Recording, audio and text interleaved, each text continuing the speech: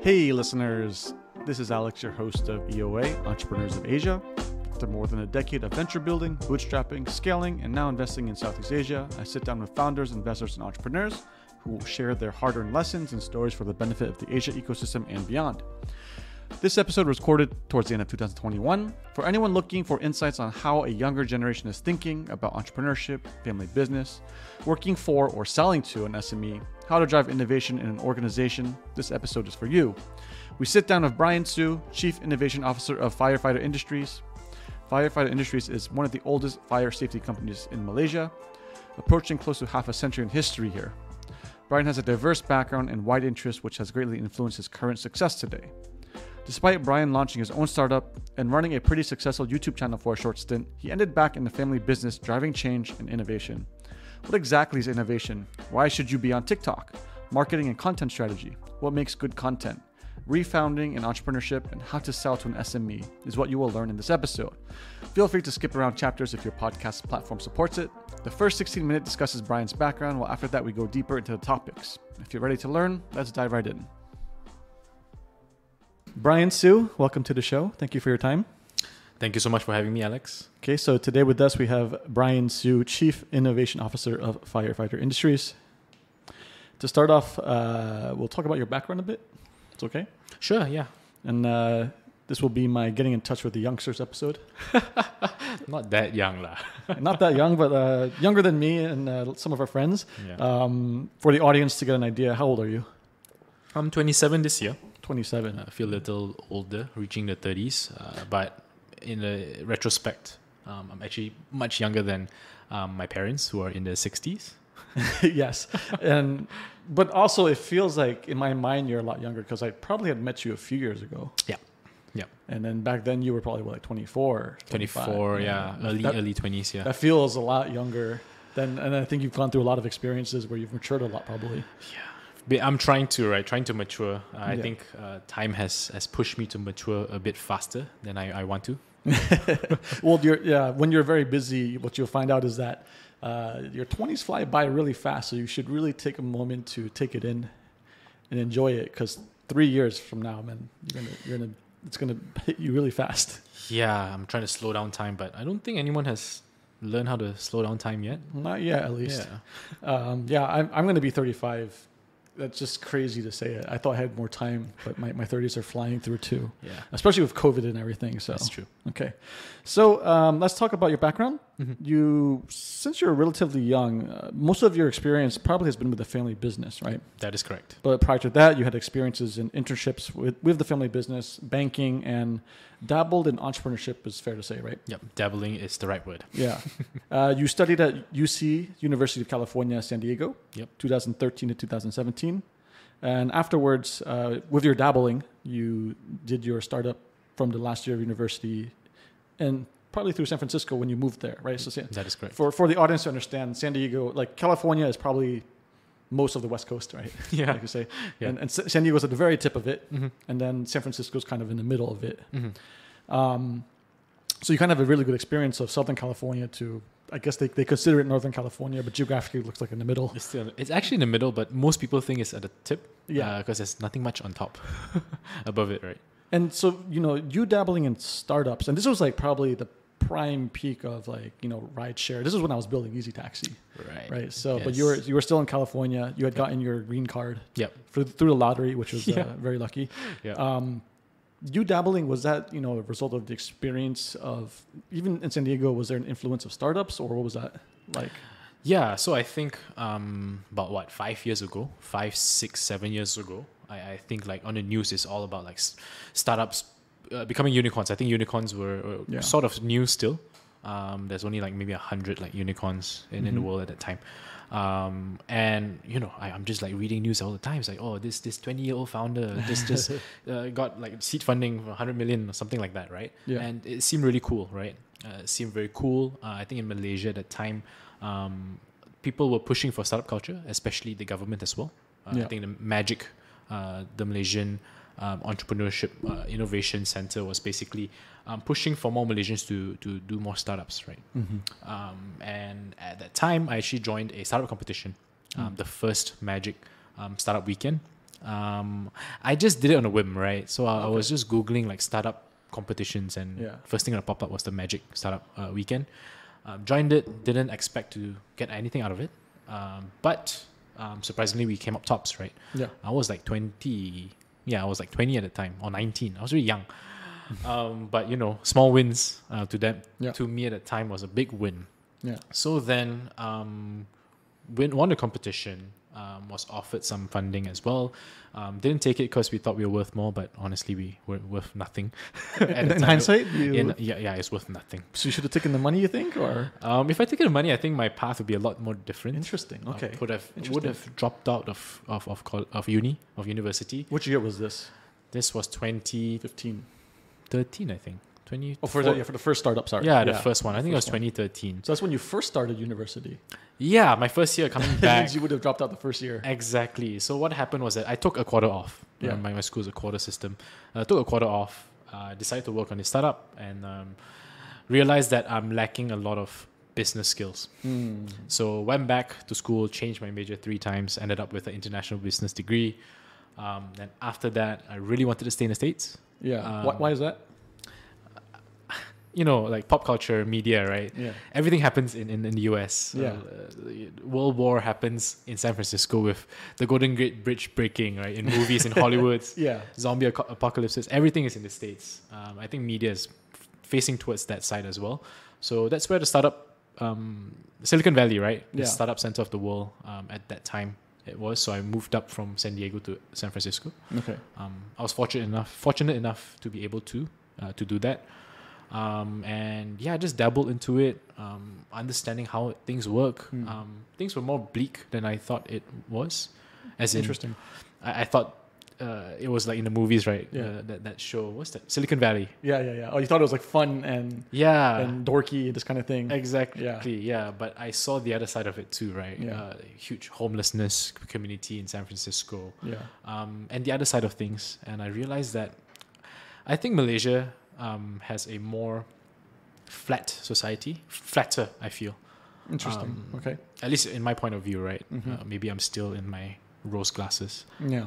But so then started a company over there, moved up to SF, and my goal was just to stay in the States. Yeah. Yeah. Was that a young man's blind ambition of the world? Because I kind of want to hear about. Because you've worked 4 years now in Malaysia. Yep. Do you still hold that kind of viewpoint still, that a lot of things still happen in the US, or how do you feel now? How I feel now is that I think everyone has their own goals and ambitions and their purpose. Yeah. So deep. But I found technically my purpose, which is the family business, right? Yeah. Yeah. I think as a kid, 4 or 5 years old, I was interning at the company, putting on stamps for letters, being paid with McDonald's because I was a fat kid back then. And they've always been like paving the way for me to take over the family business, right? And but when I was in university, pop culture media told me that starting a startup is cooler. Yeah. Yeah.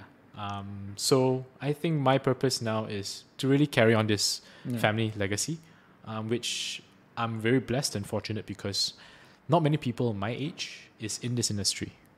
Yeah. So industry being fire safety, right? Okay. Yeah. It's usually actually it's fair. Young people. How many people do you know in fire safety that are in their 20s? I don't know anybody. Probably 0, right? Yeah. I think I'm the only one, right? There are other competitors in Malaysia, but they're all in Older, the 30s. Probably, and they usually have like a few different shareholders, like different family shareholders. Yeah. So it's not not one sole family. Yeah. Right. Correct. Yeah. So I wanted to hear about then the San Diego, San Francisco versus the KL experience. You were younger back then, different mindsets and kind of stuff, but what was the vibe like versus then? And then how do you compare and contrast that to what you've been experiencing in Kuala Lumpur, KL, for the past few years then? Yeah. I was shying myself away from the term family business for a long time, right? Because I had that connotation of family business, people being entitled, right? They're born with a silver spoon, right? And they don't work hard, right? They just some of them given are golden. things. Some of them are golden. Maybe mine was silver lah. Yeah. But that was my perception Yeah. of family businesses. I was trying to shy away from that. I was more into the startup where people from 0 to 100, right? Yeah. Right, from rags to riches. Yeah. Opposed from being like 50 to 100. Mm. Yeah. So in the States, I don't see much of the family business culture, especially in Silicon Valley. Probably because the US is much bigger, and reaching those circles is probably a few steps higher. You could live your whole life being middle class and not even interacting with that, probably, right? Yeah, probably. Yeah. Whereas like if you are somewhat middle class in Malaysia, you're probably more or less going to have some circles with a top percentage, right? Yes, that's correct. Yeah. Okay, so you didn't really see that. Yeah, I didn't really see that. So I didn't understand how to navigate my way around it in Malaysia. And I was shying away from it, right? I was trying to understand more of the startup side than the family business side. Yeah. And I guess now I'm like fully into the whole family business hemisphere and culture. Yeah. Yeah. And then, so being in the US, then what did you take from there, and what is that like? So, I mean, what's the experience like across these two things? Yeah. I think like 5-6 years ago, it was very different, right? Maybe let's talk about how the culture, right? Yeah, correct. 5-6 years ago, you wouldn't find kombuchas in Malaysia.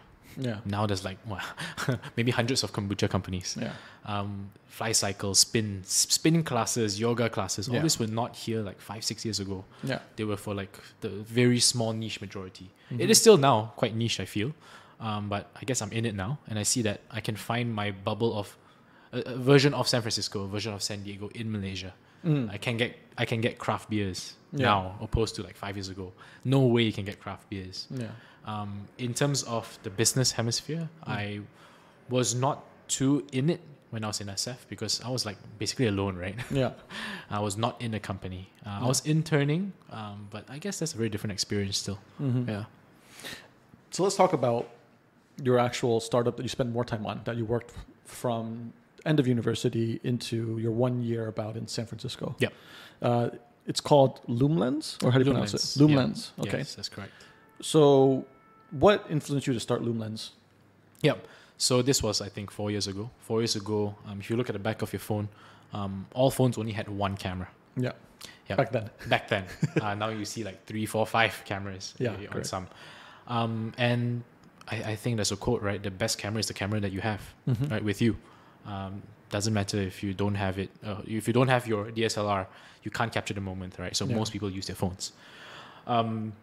So yeah, at that point, the bigger manufacturers of phones have not dabbled into two lenses, 3 lenses. Yeah. So the whole idea was basically opening up a whole world of possibilities with wide-angle lenses, zoom lenses. Yeah. So that was the trend, right? And I guess in hindsight, I saw the trend of of expanding the phone camera possibilities, but not executed the right way, right? People don't want to carry lenses in the phones since manufacturers can have it in the phone itself. Is that? I mean, but there's still a market for it, right? There's probably a certain percentage of people who need extensions or prefer extensions. Maybe they're very mobile, but like, is the phone technology today up to the point where it's completely obsolete, where you don't need to do that now? It's almost completely obsolete. Okay. Like the biggest competitor back then, called Moment lenses, right? Yeah. They were pretty big at that time. Yeah. Very high quality, $100 for one lens. Yeah. But they have pivoted. They've gone into more of a media company, right? Creating content, teaching people how to. Their site is like they're more selling like iPhone accessories. Yeah. The stands and the tripods and stuff, which is still a huge business. Yeah. That's huge now, right? With live streaming, TikTok. Yeah. Huge. But for lenses, not so anymore because most phones have very good wide angle lenses. Previously, it was the main camera that's really good. Yeah. The wide angle sucked. Yeah. The zoom was even worse, right? Yeah. But the iPhone 13, right? So if you think about the market size and the actual product, it was probably correct. Right? Yes. Yeah. When the big guys just have it on the product. So what's the main takeaway and the learnings then from this? If you were to think about this and if you could do it again, what would be the right approach? I think for me, I should have gone with what I was good at. Okay. Right? I was trying really hard to do something that I was not good at, like Like a developing hardware company? hardware company. Yeah, Which is hard. it is very hard. Yeah. Yeah. So I traveled to Shenzhen Yeah. by myself, alone. I can't speak Chinese, by the way. Such a great idea. Yep. So I was there for 2 weeks. Yeah. Holding on to Google Translate. I had conversations fully on Google Translate, Yeah. right? Just laughing. I'm not sure if it was the translation that went wrong, but Yeah. it was still quite a fun time. Yeah. Going to like the rural areas of China, understanding how on Alibaba, a lot of them are still middlemen. Yeah. And then they'll bring you to the actual manufacturers. Yeah, right? correct. Yeah, I didn't realize that, but had a great time. That's pretty And entrepreneurial though, right? To actually do that, you don't speak the language. And I possibly you were young or maybe it was a different time, but I would argue that if you went to the big manufacturers, they probably could speak English. They have someone in the company who could do it, right? So Yeah. it's possible you were just talking to the middleman who probably didn't speak English. And The middleman had people who spoke English. oh, they did. Okay. Yeah, but barely, right? Barely, But then okay, I was dealing with the manufacturer themselves. Yeah. 100% Chinese with a dialect too, right? So I wouldn't have known what they were talking about.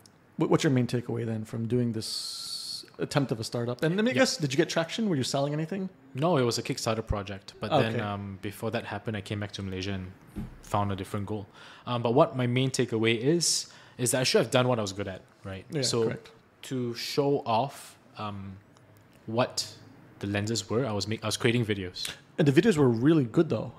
They still Yeah. exist on the web today. It's still And from what I've seen is like really high quality, like it looks like a real film camera. Yep. But what I'm understanding, what you're telling me is that regular phones these days could also do the same thing. exactly. Okay. Yep. And my main takeaway is really I should have just gone into media making, Yeah. right? Like what you're doing now, right? Correct. Podcasting. Yeah. I was to show off the lenses. I was actually doing interviews as well. Correct. Yeah. Yeah, video interviews of people who I looked up to. Yeah. Red Hong Yi, and co-founder of 88 Rising. Yeah. Those people I really look up to. Gary, What was his name again? There's two. the pastor, right?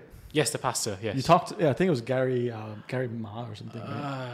Jason Ma. Jason Ma. Yeah, Jason yeah, Ma. yeah. You actually talked to Jason. Yeah, I talked to Jason. This is Yeah. before he blew up. Like right now, he's like a huge deal right now. Is so. he really? Oh, At least from what I understood from listening to Yeah. his podcasts, it makes it seem that way. But he's also probably very good at marketing. He is. Yeah. He's very philosophical. Yeah. I think one thing he mentioned was that if Jesus were alive today, Yeah, he would be in Hollywood. He would be in media. probably sounds about right. It's also a way for him to probably justify the way he's living and doing his version of preaching and God, right? Yeah, So, exactly.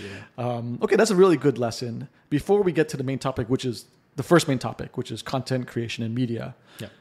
I want you to explain to an older guy, and for most of my friends who are in my generation Yep. are not on TikTok.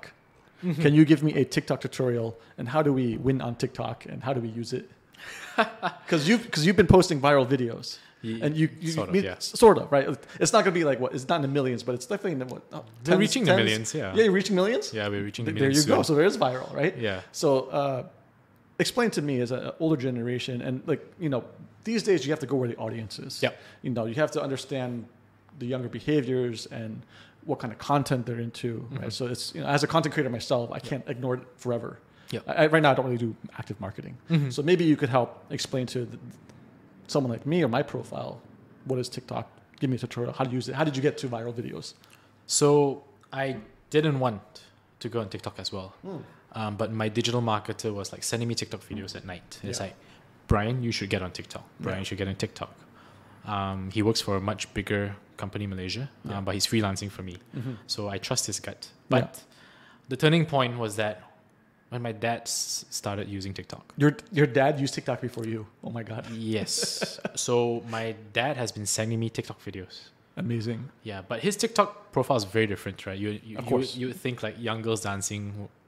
That's I TikTok. don't think right? of that about your father at all. But his TikTok is all about hacks, right?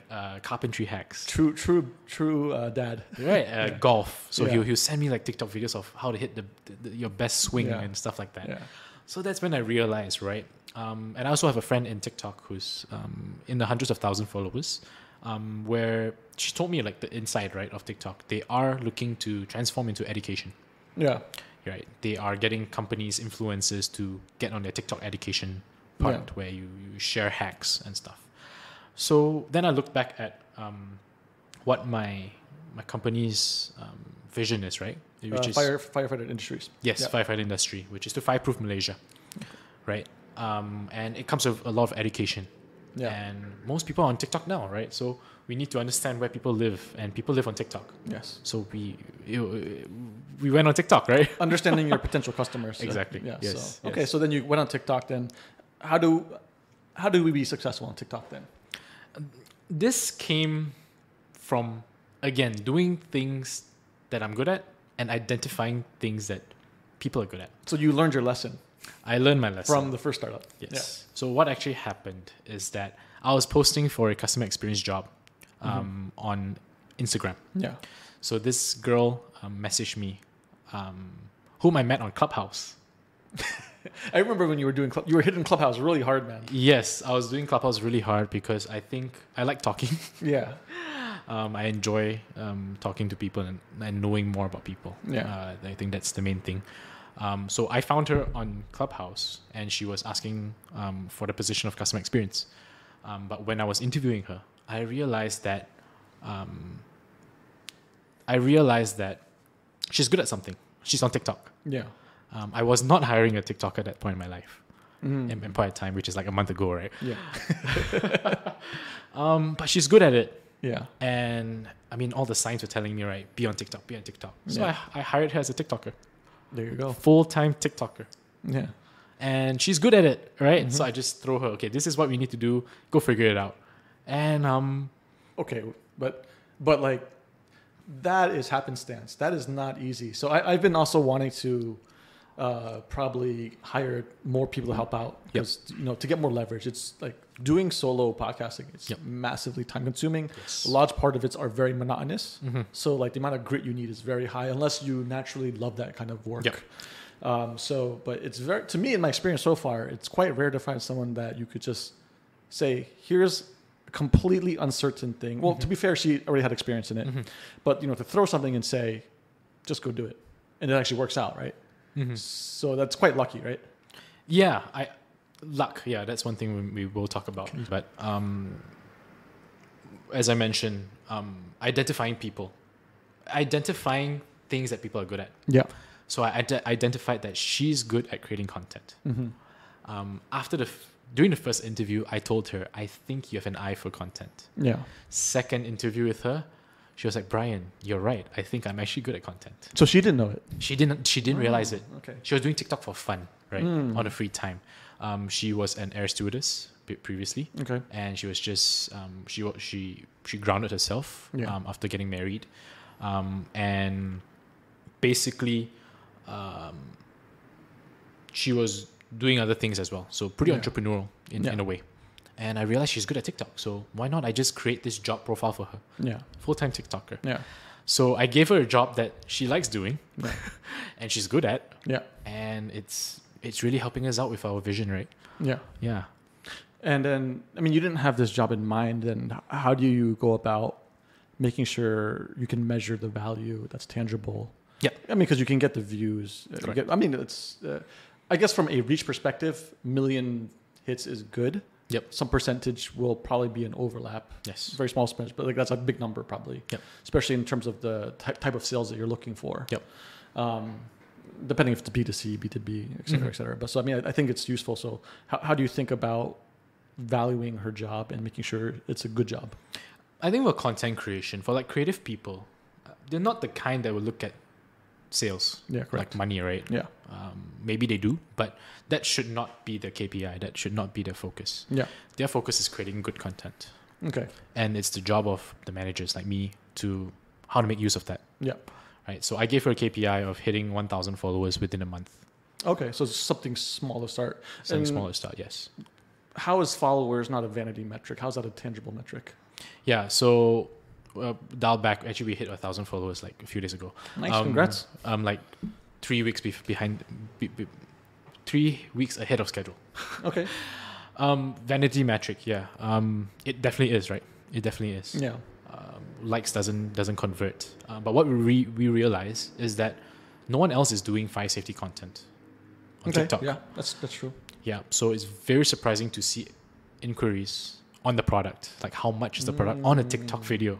Yeah, which is very valuable in terms of how you think about your customers and your product. Yes. Right? Because that helps you orient strategy. It probably helps you orienting maybe a category you're completely missing because of the inbound from this. Right? Correct. Yeah. And what our goal is to be the educators of fire safety. So I guess when you become an educator, people see your brand, your company a bit differently, right? You're now teaching. Influence, essentially, right? Influence, right? You're not just selling, you are teaching people, right? Yeah. So we are looking to not just talk about fire safety, but safety in general. Yeah. And that builds trust too. And build trust. Yeah. And we just need to be everywhere, right? Omni-channel marketing. You just need to be everywhere.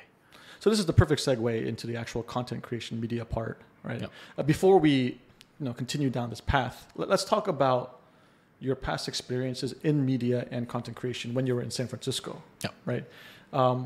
Why are you credible in, you say you're good at this. So why don't you tell people about the background of what you did in San Francisco besides finding a job, but you went pretty deep in it, I think, right? Yep. So content creation has always been my thing. I was doing my internship in a bank in Malaysia during my first break. And I was doing videos like on YouTube. That time YouTube was still like, you can still post like 2-minute videos on YouTube. Yeah, it's quite not as big as the ecosystem is today, probably. It was big, but it was like, this is what post-Vine, and then people were shifting over, and then there's like the rise of like the largest guys we're seeing today, right? Yeah, so I made some YouTube videos. I think my total view count on YouTube is like 600,000 now. Okay, which is quite good, right? It's for doing it part-time. For doing like, I think I have only like 10 videos or like 15 videos, all 2 minutes long, and sort of gain traction, right? In that way, but it was always just for fun. Never took it seriously. And in my first year, I actually won a video competition of which the GoPro CEO gave me a GoPro. Yeah. And then I'm trying to think what other things I did. The first thing I did when I moved up to SF was join a video competition as well. Nice. Competitions are a good theme in your life. Yeah, and I also got second place it's an AT&T competition. Oh, nice. Yeah, I got some money out of it. And then that year itself, there was a competition ran by the University of California. Not just San Diego, but University of California. So there are 10 schools under UC. Yeah. They had a competition for the alumni, startup competition as well. They only chose 3 people. I was one of them. And the mentors were the one picking the winners. And my mentor told me, we only picked your video because your video was good. Not much of the idea, but more of the video. Yeah. So looking back, everything is back to content. Yeah, if you really want to do a thread here, right? Even like from your startups. Yeah. Because you were very young and inexperienced without the business acumen. But you were able to sell it. Right. So there's this thread of being able to tell a story, a narrative, build good content around it. And then, from the first startup to the second startup to actually winning video experiences, it just seems like your superpower is in media and content creation. That's correct. Yeah, that's what I realized. Yeah. And then I think in hindsight 2020 is like, if you had just focused that 100% much earlier, you probably would be a superstar on YouTube by now, right? Maybe. Possibly, yeah. But it's a hard sell to my parents. Yeah. That's a different story, right? Yeah, that's a different story. So what was your most notable hit or hits on YouTube? It was a video called Malaysian Accents. Okay. Yeah, I think that one video is like 300,000+. So, for example, if we just type in Malaysian accents, you'd probably be top ranked. Yeah. Because of the video too, I was featured on SAAS as well. Which is a local, SAAS was started by some local heroes of Malaysia in the startup communities, right? Yeah. And some of our mutual friends worked there. Yeah. Isaac was one of our UA episodes as well. I think Kylie 500 Stars was involved, right? Yeah. So it all comes back to the same communities, I guess. Exactly. Yeah. Okay, so you were featured on SAAS, and what else? I was doing part-time, right? I was studying. I was still very shy making videos at that time. I would make sure I was making videos in my dorm. I would make sure that no one was home when I recorded. Which is probably very different from today. Like people will completely open up their lives and like, video everything, right? So exactly. It's so different very now. Different, yeah. But I'm still very shy, like making video. Yeah, really? Yeah. I don't see it. I don't buy it. It takes a lot for me to shoot videos. At this point, how many videos are you shooting regularly now? I don't do the videos anymore. Okay, you don't do them. Are you in them or? Once in a while, I'm in them. Okay, so that's why it's shy. It's probably because honestly, if you just keep doing it, I think you overcome it pretty fast. It's just a matter of exposure and time and experience. Possibly, yeah. Right? Yeah. But I think video takes up a lot of time. It does, yeah. Yeah, it takes a lot of time, editing and ideation. But I'm more on the ideation and management side now. Even for TikTok, I'm only in one video. Yeah. The others are all my full-time TikToker. I should be talking to you to figure out how to build out my media team then. Yeah, maybe we can talk after this. Yeah, sure. Yeah. So at that point, with that many hits and views, is there monetization involved or how does that work? YouTube was paying me, right? Okay. Not much, but You're getting some money. yeah, some money.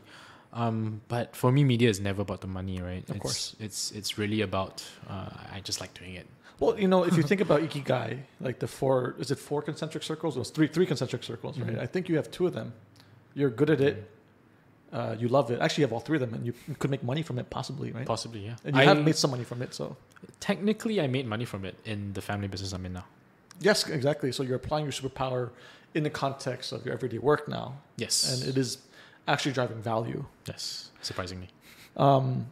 Why were these videos that make you money on YouTube, why were they hits? Relatability. Okay. It was very relatable. I was just talking about being Malaysian, right? Okay, so probably a lot of views are probably coming from the Malaysia region. Yes, like almost 100%, 90%, right, from Malaysia. Yeah. And that's one of my other loves, right? Mhm. I started the Malaysian association in my school. Yeah.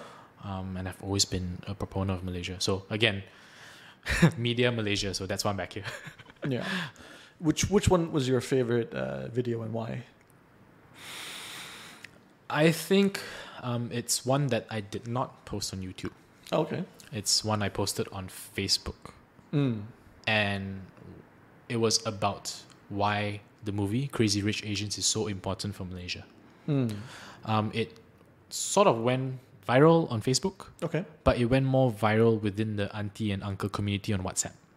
The WhatsApp media. The WhatsApp. If you always get those forwards of all the crazy gossip news happening, right? Yes. So I knew it was a hit when Yeah. my friend told me, it's like, dude, my mom just shared your video in my family chat.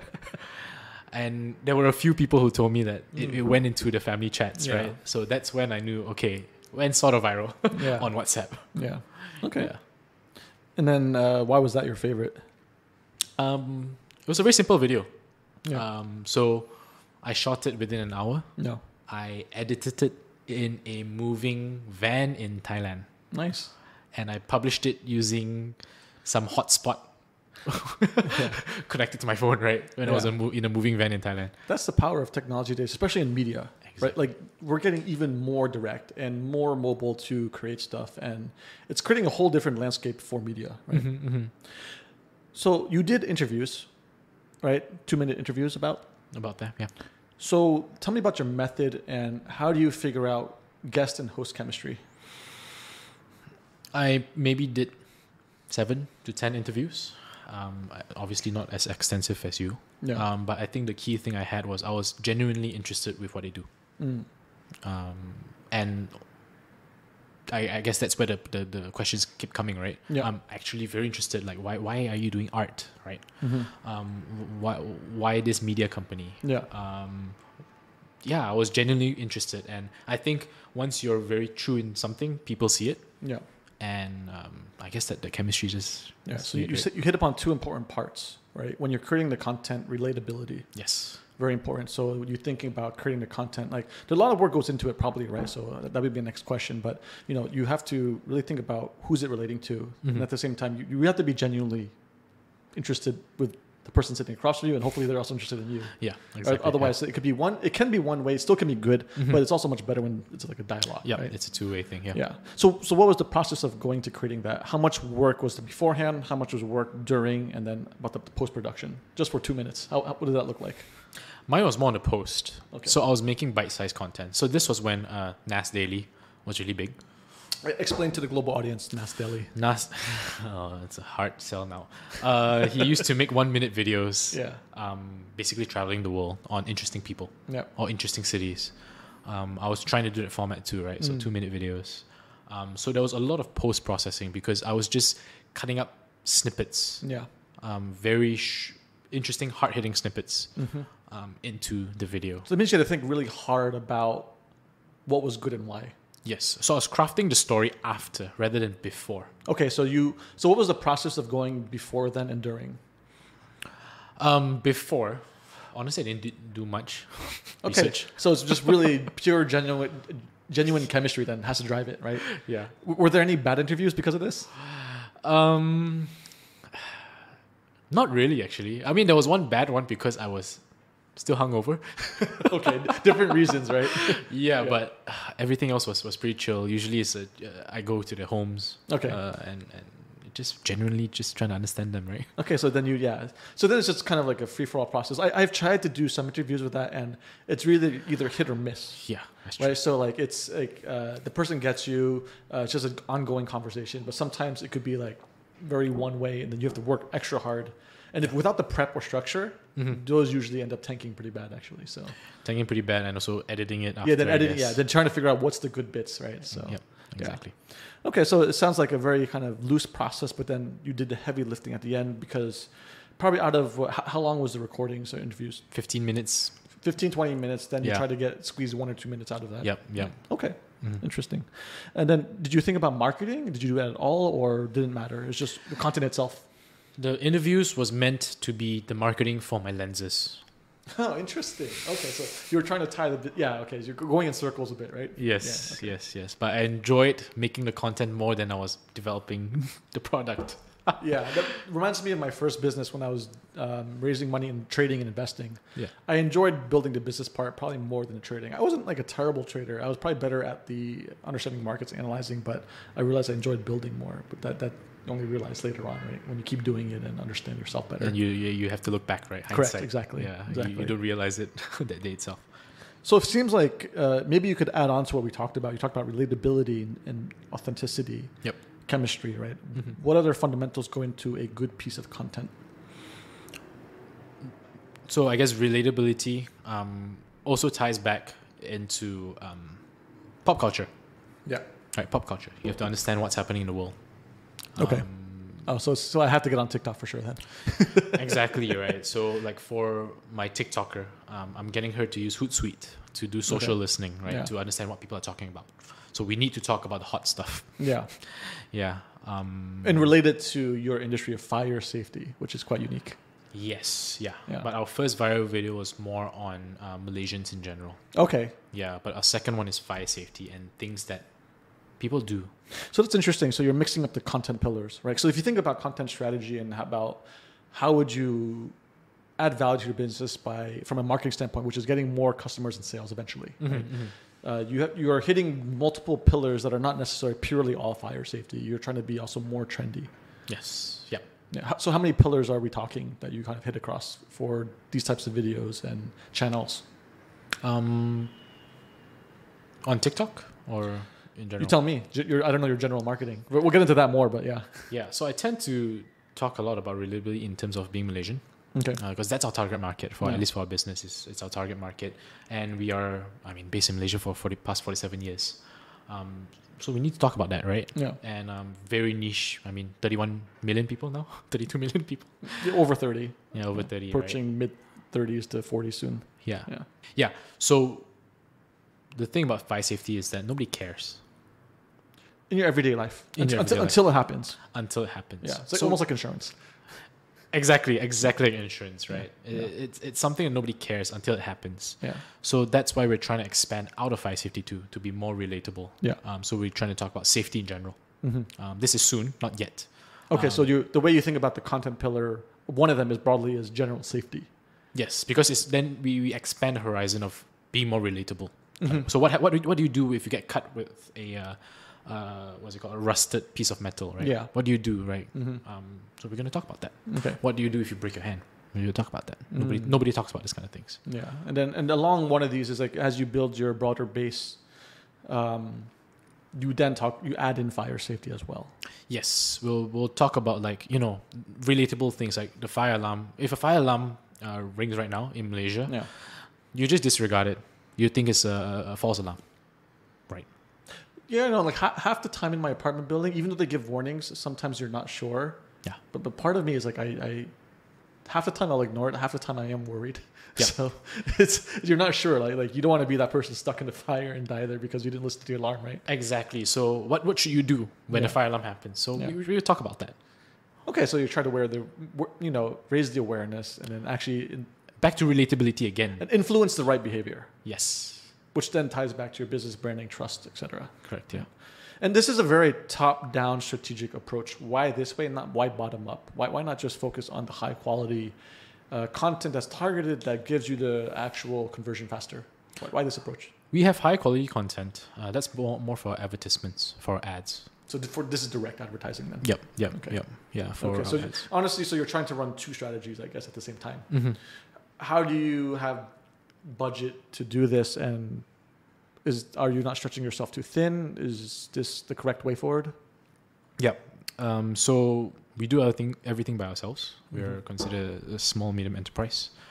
So we have the media equipment ourselves, right? Cameras is all on us. I hire people who can handle a camera, can edit. Yeah. So it's all in-house. So the budget to us is not that high. Yeah. The only budget we spend on is Facebook ads. Yeah. Yeah. On the content creation we just hire the right people. Yeah. Yeah. And really have the equipment.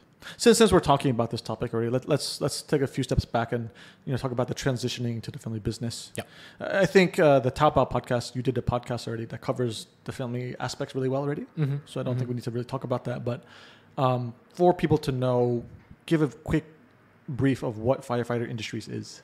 Yeah. So Firefighter Industry is basically the oldest fire safety company in Malaysia at 47 years old this year. Started by my dad. Yep. Right. He was 22. His one and only company.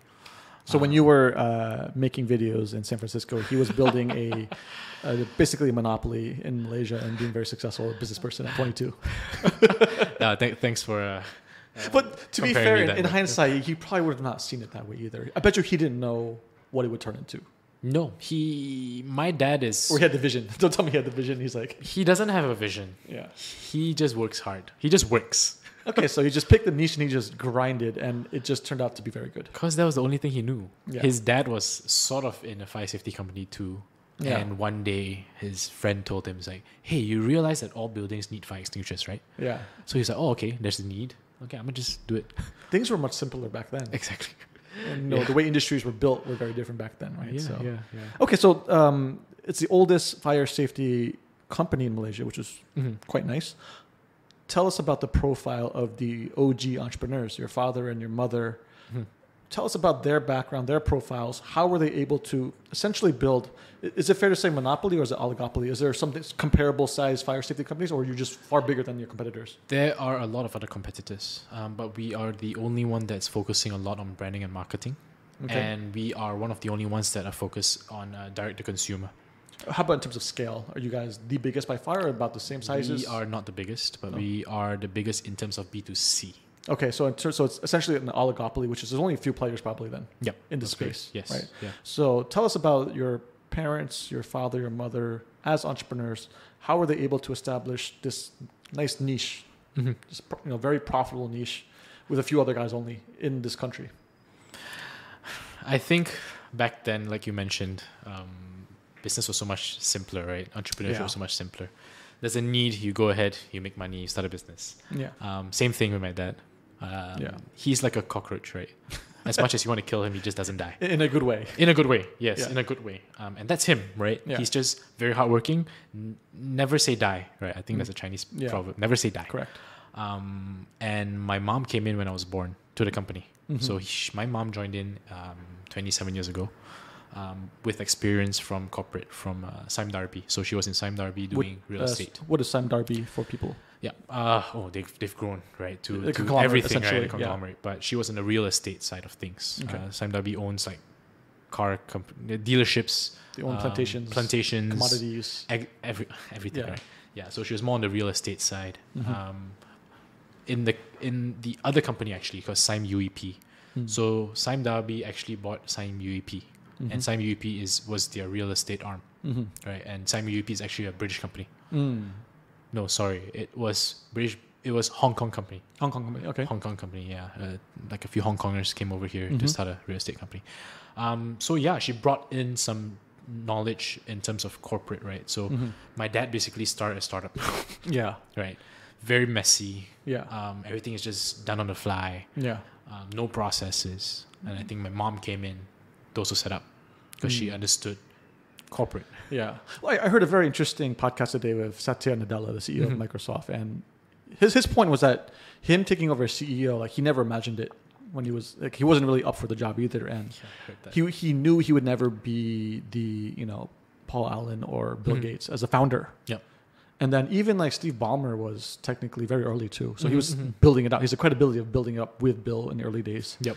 And the way you could think about it is that this podcast is from Massive Scale, Reid Hoffman. The way Reid Hoffman framed it was he was a refounder, Yes. right? So someone starts it, Yep. but then when someone comes in to take it to that next level or to think about how they could add longevity, right? Well, your mom 27 years ago, it's still here today and it still has its moat, right? So she basically acted as a founder in a different kind of way, Yes. a refounder, making the processes, making it sustainable to create the long-term value, right? Yep, that's correct. Yeah. So if you to give a profile to my parents, my dad, without him knowing, again, he's actually a marketer, very good marketer, right? He's that kind of Chinaman style marketing. He likes things, Can you explain that? What is that? he likes things big. Okay. He still does. Yeah. He likes things in your face. And that is why we're the only fire safety company that has a building on the oldest highway in Malaysia, on the federal highway. Right on the major highway. Yeah. Right on the major highway. He had the visions like, I just got to be on that highway. Yeah. And yeah, we're there, right? And it's the shape of a fire a extinguisher. fire extinguisher. I think that's the genius. Right? Yeah. It's wrapped Yeah. as a fire extinguisher. So it's basically a huge fire extinguisher, 4 stories along a highway, right? Yeah. Every day, everyone driving by will know that's the firefighting building. Yep. Yep. And the name is very straightforward, Firefighter. Exactly, right? So like I said, my dad is like a marketer without him knowing, right? Yeah. So what do you name a fire safety company? Firefighter. Yeah. And for, fast forward to a few decades later, from an SEO perspective, that's great. Yes. But we also get a lot of inquiries from other countries asking, how do I become a firefighter? And then if you could own that niche and segment content-wise, you could convert your business internationally too then. That'll be a tough thing to do because Yeah. in Malaysia, you actually cannot name companies this way anymore. You can't name companies firefighter anymore. Once you go to different countries, you probably have a different name as well. That's true. Yeah. Yeah, so it's pretty difficult, but we're glad that... Yeah, you were able to establish early on, Yeah. 47 years ago, to get that unique name. Yeah. Okay, so pretty much that's a very good explanation of your parents' profile, a very good insight. How did your parents view your entrepreneurial experience when you were doing it? I mean, they went through it, they were successful, but they must have, how did they view you trying to do startups? I think they were just like, okay, I'm just going to give him some money to figure things out. He'll probably fail, but he's going to learn. Which is a pretty good attitude then. At least they were supportive enough to give you some money to try. They were very supportive. That's one thing I'm really glad. They almost lost me, right? In terms of losing me to another country. Yeah. Well, because you had your green card, your actual PR, right? Yeah. They never forced me to come back. Yeah. Only reason why I'm back is because of family issues, right? Yeah. Yeah. Well, you want to be closer to your family. You want to make sure they're okay. And yeah. So what happened was that if I were to share, my dad suffered a stroke about 2 years plus ago. But he's okay right now, right? He just lost some sensation on his left side of the body, but walks the same, still plays golf, still jogs every day. Luckily, very lucky because my mom basically saved him. Okay, so she saw the signs early. And she saw the signs early, gave him aspirin. Oh, she knew. Okay, She really knew. lucky. Yeah, forced him to take aspirin because my dad's a very hard-headed person. More reason why you could probably do more safety, right? Exactly. Yeah, but we're probably going to make a video on this, right? What do you do when you see like drooping lips, drooping eyes? Correct. Most people don't know what to do. Yeah. So yeah, my mom saved him in a way, right? And I realized that my parents are not getting any younger. Yep. Right. My dad is 70 this year. My mom is 64. Yeah. And there was no clear successor to the company. Yeah. And they've given me everything I asked for. And this is with 2 other siblings? We have 2 other siblings, yeah, but they're very different. Which is unique in a family dynamic because in family business that I talk to, usually it's either sibling rivalry fighting no clarity because they're all vying for it. Yes. Sometimes one will leave because of that, and et cetera. But so yours is quite unique in that two probably were not interested, and then Yeah, I think if one was interested, I wouldn't have come back. Right. okay. Because, I mean, there was a clear successor. Why fight? Right? Yeah, and you were actually the youngest, which is even more unique. I'm youngest by 13 years, yeah. Yeah, and accident baby. No, it's not an accident. I'm actually a backup. Okay. So Yeah. So it's a good way of putting it. yeah. So my dad told me, I think he accidentally told me that one of his friends lost his only son to a car crash. Oh wow, that's quite an insurance plan. Yeah. So, like Chinese families love sons, right? Yeah. That they carry the name forward. So my brother was already born then, so he wanted a backup plan, and I guess I'm still the backup plan today. Does that mean he was hoping for a son? I never gone into that deep. Okay. I never asked. Because you could have been a girl, so Yeah. yeah. But okay, so let's talk about the next topics of family business. There's only a few topics I probably want to talk about. Yeah. One involves your title, innovation. Yeah. And I think from an entrepreneur perspective, from an investor perspective, what can we learn from an SME, right? Mhm. So Chief Innovation Officer, fancy title, it could mean something. Or in many other cases, it could be fluffy and hollow that often that title will die in the red tape of bureaucracy. Yep. How do you ensure that title actually has tangible, substantive, and actual ways to measure that, of real innovation? So a funny story. So before this, my title was creative director. How did that happen? So I was basically just doing like digital marketing in general, right? And I invited a friend over to my office to test out a fire extinguisher, Yeah. right? To use an actual fire extinguisher and put out a real fire. Carl Lu, I'm not sure if you know him. Service hero. Serious Hero, yeah. Yeah. Recently connected with him on LinkedIn, but yeah. Yeah, so he said that, dude, your title is stupid. Name yourself Chief Innovation Officer. So since then, I'm the Chief Innovation Officer at Firefighter. Okay. So I think back to your question, yes, it started off as a fluff. Okay, so then how did it evolve to... So I think innovation can be seen in many ways, right? There we go. Okay. Podcasting is innovation by itself, right? Okay. It's sort of radio, but in a different way. Yeah. So what we're innovating right now is how safety is being consumed, right? Media, right? And that follows your superpowers. Exactly, right? Yeah. Fire safety is something that people don't care about in Malaysia, at least, right? It's not a compulsory item in houses. Hold on, let's pause for a second. So you keep saying people don't care about that. So for example, are you saying in other countries that are more developed, it's an actual conscious thing that to take it to a certain minimum? Yes. So you're saying that gap is here in Malaysia and doesn't exist, and you're kind of filling that gap now. Yes. So like in Korea, the government, basically all homes need a fire extinguisher. Yeah. Yeah, in Korea. I think in the States you need smoke alarms, right? Yeah, smoke detectors. Malaysia, there's no such thing, right? There's interesting. no, Okay. you don't see a fire extinguisher in this room too, right? Yeah. Yeah. So and people don't know where they are. Yeah. Yeah. So CIO, Chief Innovation, in that sense right now. But my goal is always to create products that people want to buy. Okay. Right. Using product design, and that's very soon, right? We're going through that development right now. Okay. Mm-hmm. So how are you defining innovation more specifically? Can you put it in a concise sentence? Man, that's a tough question. Concise sentence of innovation in the space. I guess, yeah. So for you, right, it has to be what is innovation for you in your space then. Yeah. How are you defining innovation? And also you could put it in the context of family business too, or SME business, right? I think there's a lot of ways. Me in itself going into the company was a very different way compared to I think more traditional family businesses. Okay. Can you explain that? So how I came in was that I wanted to build a team, right? And I know that if I built a team, it would take up space, and you might become a call center.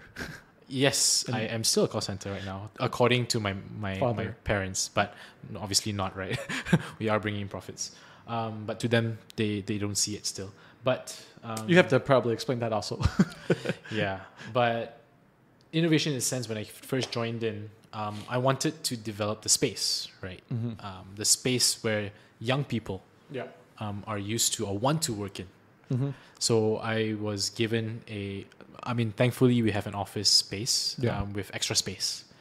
So I took up 70% of one of the floors and converted it into my version of the future of workspaces, right? Yeah. Which is very googly looking, right? Google. Which, if a few people follow the podcast for a long time, they saw some of these bright yellow and red pictures that I'm in, or with my guests. That's actually your office I was using back then. Yeah. So thank you for letting me use the space. You're welcome. You're welcome. Yeah. So like a nice pantry. Yes. Bean bags. Couches. Ping pong table. Couches. Yeah. Booths. Open ceiling. So you took a slice of Silicon Valley and brought it home. Technically, yes. Yeah. At a very low cost. Yeah. Yeah. So everything was handmade, hand painted. Yeah. Things were bought from Lazada.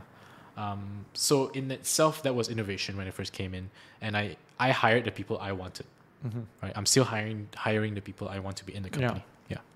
Which is very interesting. Now because when you first started doing your first 2 startups, you said you were pretty young and had no clue about anything. Yeah. How are you sure that these are the right moves and you're not doing the same thing and repeating, like you being young and idealistic? Because you can measure if it's a real cost center or not. Yep. Of course, the question, the parents want to look at the data to see if there's actual returns on the ROI from your team. Because there's a fixed cost and variable cost, obviously, right? But then the question is, you could actually figure it out if it's a real cost center or not. That's fine. Yep. But then how do you know that this is the right moves, or are you just being naive about it? Yeah. So in the beginning, right? Yeah.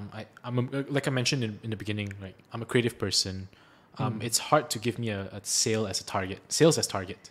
Okay. It sort of hampers my creativity. Okay. So I was very, again, glad that my parents did not force me to do sales or bring in money. Yeah. So I was able to be creative. Yeah. And in the beginning, likes, we had a lot of likes, all this vanity metrics, right? Yeah. But it has been converted, right, into sales because it's very direct. How are you measuring it? E-commerce, right? So that's straightforward. Yeah, very straightforward. We handle all of the our Shopify, meaning our own website, Shopee, Lazada. Basically these 3 platforms. Okay, so you have your own portal, which is you run it on Shopify as an SME? Yes. And how is the Shopify experience? Is it good? So far, it's good. No complaints of slow wait time payments, all okay? All okay, but it took a while, right? Yeah, right. So you have to figure it out. Yes, it's basically building a startup within a bigger company. Yeah. And I had no one to ask for help. Because they don't really have a strong presence in Asia, probably for like sales support. I mean, probably now there's a better third-party ecosystem than it was in when you were starting it. Yeah. But I think while it is a global company, they don't have like a office here and a team here. You could just Facebook call Singapore, someone's going to help you as account manager, et cetera. Exactly. Right? Yeah. So you had to build it from scratch, and then essentially you also put it on the other e-commerce platforms. Yes. Yeah. So we got our first break from Lazada. We basically work with Grab because Grab drivers all need a fire extinguisher. Yeah, and they use Lazada as their platform, right, for the drivers to buy these fire extinguishers. And we were their partner for fire extinguishers then. So e-commerce was possible. Yeah. So previously, you wouldn't think of buying a fire extinguisher online because it's like a dangerous item to most, right? Because it's pressurized. But we sold thousands over Lazada in a very short span of time. Yeah. And that proved a point, right? Yeah. Because the founders were like, no, you can never sell fire safety equipment online. Yeah, so if I'm to read in between the lines, right, because the initial question is, how would you concisely define innovation? And it's you coming in with your strengths, which is not really, it's very hard because you're not a very metric kind of driven kind of guy. Not too much, yeah. And the creativity, actually, and that's the whole thing about content. If it's done in the right way, of course, if you have the right framework to set up metrics and to measure, you can eventually see that connect eventually somehow, or at least there's a correlation. Yep. But you need to have that kind of space for creativity to make good content, which does lead to actual widening the sales funnel or bringing more users into the sales funnel. And what we're seeing is that part of the innovation process was you setting up new channels and then actually proving with the actual sales and data that does happen. Yep. So how can we put it? Innovation for you was probably taking a lot of outside ideas, mixing it with your strength, basically changing the way things are done to continue growth, or how would you put it? I think this is a very tough question, right? Yeah. I still believe in content, right? Yeah. And that's what's driving our sales for all of our e-commerce platforms. Yeah. We're just creating much better content Yeah. than our competitors. Okay. We are shooting better pictures. We're shooting better videos. We have a much better landing page. And we get people copying our ads all the time. Yeah, that's going to be a problem, right? Yeah. Can they copy it as well?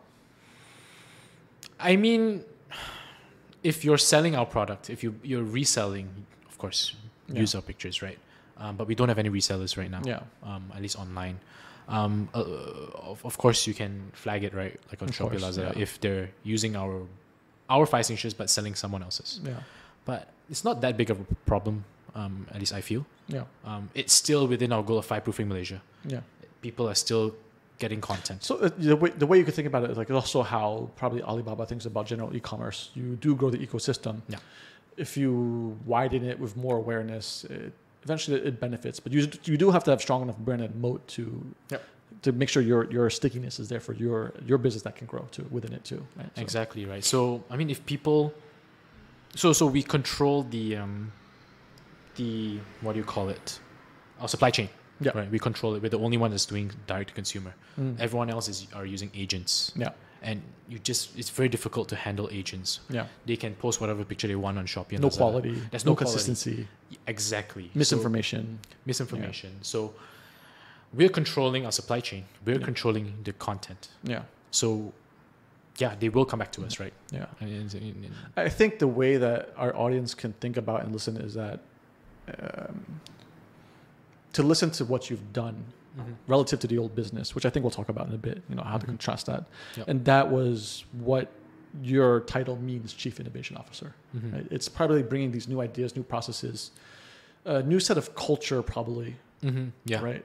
I think it's probably nebulous now. I think maybe another 5 years, you could probably think about it, 2020 hindsight, and then come up with a very nice little concise line. Right? Yeah. But it seems like, it's essentially driving change. Yeah. Right? It is driving change. Which is driving change, but it has to be driving change through creating value. Yeah. Right. Yeah. Okay. So what is the biggest change you've made so far that has had the biggest impact? In the company or? Yeah, for sure. Biggest change that has created the biggest impact in the company. Yeah. I mean, you got to live up to your title, right? That's what we're talking about. Yeah. Man. Okay. So I guess Facebook ads. Performance marketing. Performance marketing. So what happened was that we only started Facebook ads because of the pandemic. You did it actually the very beginning of the pandemic you started, which was more than a year ago. We started our first ad April I remember that, yeah. 15, 2020. Yeah. How that happened was I was just bored. Yeah. We were all stuck at home. I couldn't work. So I was just bored. I was like, what can I do now? Yeah. It's like, okay, I'm just going to create some content, put it as an ad. And it blew up. Yeah, I remember we talking about this. The numbers were crazy. You had positive ROI on every sale. And exactly. Yeah, we still have that. But it blew up in the sense that it became so viral, our ad, that Facebook banned us. Wait, explain that. So Facebook ban. It's a very powerful ban. So you couldn't even type our website in a personal chat. Yeah, correct. It was horrible because they deemed that our ad was misinformation. Because the video was basically pouring water into an oil fire. It creates a fireball. A huge fireball. Metaphorically, not literally. Literally, it creates a fireball. Yeah. So if you have a cooking oil fire, right? Oh, I see what you mean. Oh, this was the ad you were showing. Yeah, that was the ad I was showing. The content of the ad was putting water in oil. Yeah, okay. Yeah, putting water in the oil. So, it was very sensationalist, essentially. Yes. So that was one of the things that was against the Facebook guidelines, right? Yeah. But then I appealed, and we got back we were unbanned after 3 days, but 3 days was a lot of sales. 3 days is a lot of sales, but that's not too bad. Some people get stuck for 1 or 2 weeks. So what was the process of getting unbanned? I found every way, right? I was just contacting every Facebook support. Yeah. I contacted the Facebook marketing support as well. Yeah. Like I've been banned on new startups multiple times too, and I've literally only got saved because I had people working in Singapore I could call. Right? Like if you don't have an in, it's I mean, sometimes if you're lucky, if you spend enough money, you have someone's tied to you as an account manager who's active, but that depends on the quality of that account manager. So, a good hack if you're doing performance marketing is you really need an in if you're planning on, performance marketing being something big for your company, right? Or at least you have to know how to get unstuck, especially when you're launching new products. And if you're not familiar with the guidelines, which change a lot, the tools change a lot, right? You have to know, you have to do what you do. You have to probably grind and find some way to unban yourself. Otherwise you just lose a lot of money. Exactly. Yeah. We lost quite a bit. I mean, at 3 days. Yeah. But surprisingly, after that, the whole shebang, we were given a account management. Is it? Yeah, account manager. Yeah. Yeah, and that helped us a lot too. Yeah. From asking to be unbanned, they gave us an account manager, and it helped with our marketing for a bit. Yeah. So the biggest change was Facebook ad marketing, B2C, which essentially created a whole new category, a new channel, sales channel. Yes. Today, it's growing as positive ROI, so you're not losing money. In that kind of sense, you're not a cost center. So then you can kind of figure out, does your marketing and sales support actually your team, this kind of stuff. How about in terms of percentage of sales? How big is B2C relative to B2B, which is 90%, I guess, is B2B still? So that means 10% is going to be your B2C? That's what you created? Yep. So about 10% is B2C right now. Yeah. And it's growing because our only strategy right now is e-commerce. Yeah. And I'm actually hiring right now to reach out to housing areas, condominiums, the people, the association heads, right? Heads of associations, housing associations, and do group buys. Yeah. We realize that a lot of older people may not buy things online. Yeah. They prefer buying it as a group. Almost like a Pinduoduo group buy kind of thing, right? Yes. In China. So you put it together, you get lower rates, and then you can ship it to them, right? Exactly, yeah. So it will grow from 10% for sure because it's the blue ocean. Yeah. Which is very interesting if you think about it. You can see it two ways. Your parents saying that you're a cost center, but in one sense, 10% of revenue out of nowhere, it's additive. It's not like it's of the same pie. It's not like you shifted the sales from it. You created a whole new category. So 10% is quite substantial. At the same time, I could see their side of saying it's 90% is not. 90% is way bigger than 10%. Yeah. Right. So what's important to look at is the growth rate. Yeah. Is it growing at a very fast rate in terms of percentage of sales? So right now, my focus was never really on sales previously. Yeah. But I realized that business is just. What's business? It's sales. Yeah, business is sales, right? You have to. Yeah. Yeah. So what I realized is that we spent a lot on marketing. Yep. But not too much on the sales side. So we're creating a lot of value for the company, but we're not capturing it too much.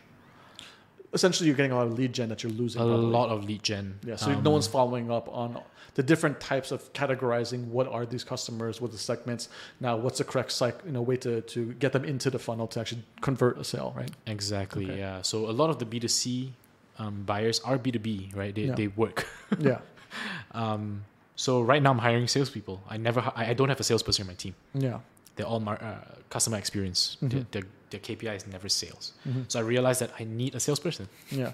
So let's jump into marketing sales then, right? Which is probably very important. Like any entrepreneur would need to know this kind of stuff. Anyone doing innovation or even thinking about the old business should be thinking about these kind of ways you're thinking about it. So what was the traditional way versus kind of what we've been talking about? What was working for the past 47 years? How was that done? And how's that different than what you're doing now? Yep. So the reason why my parents call me a cost center is because they've never spent money to gain a sale. So advertisements, right? Interesting. Well, he has done billboards though, but you just can't measure it, right? Exactly. It's not measurable. Yeah. So for ours, it's super measurable. Yeah. Basically, how much we spend every month. Yeah. And how much we get direct sales. But we get other things as well, lead generation that goes on to B2B that becomes... It doesn't become our sale. Why not just feed the B2B to the... feed it to the other sales team, that your father's side. Yes, but then I do not control... I see the process of, Exactly. Yeah, then because it also comes down to quality of leads and time spent and all those kind of things. Exactly. Yeah. Okay. Yeah. So, but traditionally though, what you're saying is, how did they get so big then with no advertising? How did you become such a profitable, successful business in this niche? So the thing about our industry is that it's basically essential. It's a need. Yeah. It's not a want. Yeah. Which becomes a problem, right? People will just buy it if it's cheap. So even now, right, when there's a pandemic, fire still happens.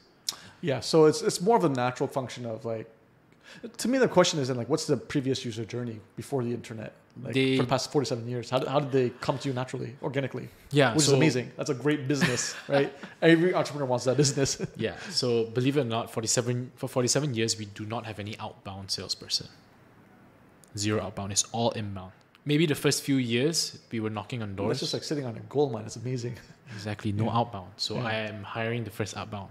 Yeah, this week. Innovation right there. Exactly. Yeah, so it was always inbound because we were lucky enough to be on the federal highway. Okay, so that technically you could say is the first strategy. Having a physical presence, being unique enough and memorable enough, where if you could measure every eyeball and conversion, that probably you could figure out this is probably one of the bigger channels, probably, right? Yes. Yeah. And maybe some billboards, maybe.